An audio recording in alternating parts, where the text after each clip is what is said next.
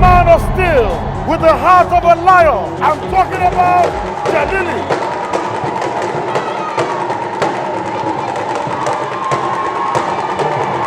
Ladies and gentlemen, What did you get already? It is better to suffer the pain of training than to suffer the pain of defeat. Come and give me the lower one now.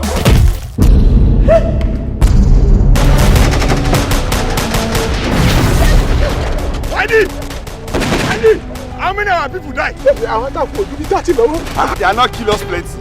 They are not. Alabi ko? Okay, Alabi don't go. Good.